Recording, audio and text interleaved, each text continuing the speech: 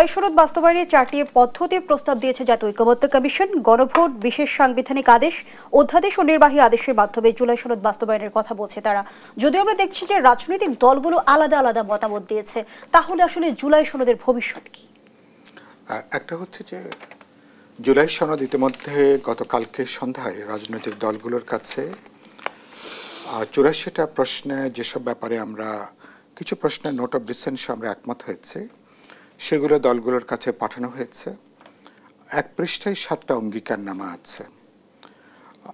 আগামীকালকের মধ্যে প্রত্যেকটা দল থেকে 2 জন করে তারা নাম দেবেন যারা স্বাক্ষর করবেন। এটা হলো একটা অংশ, জুলাই সনদ এবং অঙ্গীকারনামা। আরেকটা হচ্ছে বাস্তবায়নের যে পদ্ধতি। গতকালকে ঐক্যমত্য কমিশনের সারাদিনব্যাপী যে বৈঠক যেটা হয়েছে, সে বৈঠকটা হয়েছে প্রধানত বাস্তবায়নের পদ্ধতি। আপনি যেগুলো উল্লেখ করলেন সেটা নিয়ে দলগুলোর মধ্যে যথেষ্ট মতবিরোধ আছে, মত পার্থক্য আছে। এটা নিয়ে দলগুলোর আমি নিজেও বক্তব্য রেখেছি, বিভিন্ন দলের নেতারা যারা ছিলেন তারা সেখানে বক্তব্য রেখেছেন। এটা ভবিষ্যৎ প্রথমত স্বাক্ষরটা এটা একটা প্রশ্ন, সনদ এবং অঙ্গীকারনামা। বাস্তবায়নটা এই মূল ডকুমেন্টসের অংশ না, এটা তার বাইরের একটা অংশ। এটা কার্যত ঐক্যমত্য কমিশনের দায়িত্বের এখতিয়ারের মধ্যে কিন্তু এটা ছিল না। পরে একটা আলোচনা হয়েছে শেষ দিনে গত 31শে জুলাইতে যে কিভাবে বাস্তবায়ন হবে এটা নিয়েও আমরা একটু আলাপ আলোচনা করি। তো দেখা যাচ্ছে সে ব্যাপারে আমরা ঐক্যমত্য জায়গাতে আসতে পারিনি।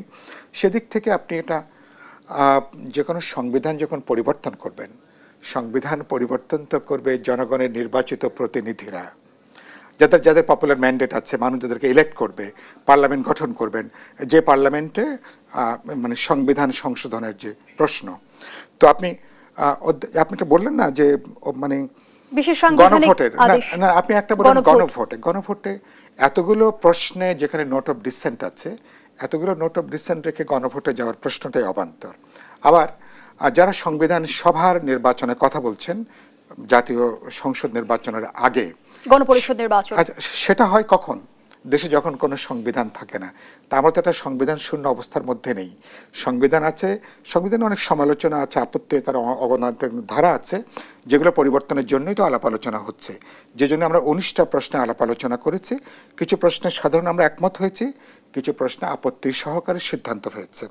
তাহলে সুতরাং আপনি যেখানে একটা এক্সিস্টিং সংবিধান আছে, সেই সংবিধানকে কিভাবে গণতান্ত্রিক করা যাবে, জবাবদিহিমূলক হবে, ভারসাম্যমূলক করা যাবে, সেটা নিয়ে হচ্ছে আলোচনা। কিন্তু বিএনপি মতামত দিয়েছে যে নতুন সাংবিধানিক ব্যবস্থা প্রবর্তন বিপ্লব নয়, কু হিসেবে বিবেচিত হবে। বলছি তাহলে আপনার এখানে কোনো সংবিধান সভার নির্বাচনের প্রশ্ন নেই। আরেকটা হচ্ছে যেটা আপনি উল্লেখ করছিলেন যে রাষ্ট্রপতি কোনো অধ্যাদেশ, কোনো একটা সাংবিধানিক অধ্যাদেশ জারি করে সংবিধান সংশোধন করা যায় কিনা।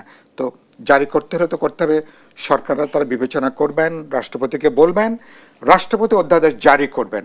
যেটা আমি গতকালকে বলেছি, এটা একটা ভয়ঙ্কর একটা প্রস্তাবনা, এটা খুবই বিপজ্জনক প্রস্তাবনা। কেন বিপজ্জনক? যে এটা তো তার এখতিয়ারের বাইরে এটা। আর যদি এরকম একটা নজির যদি আপনি তৈরি করেন এটা, তাহলে আগামীতে যে পার্লামেন্ট হবে, সে পার্লামেন্ট যে এই অধ্যাদেশ তারা যে সম্মান করবে, এটাকে যে বিবেচনা করবে, এর তো কোনো গ্যারান্টি নেই।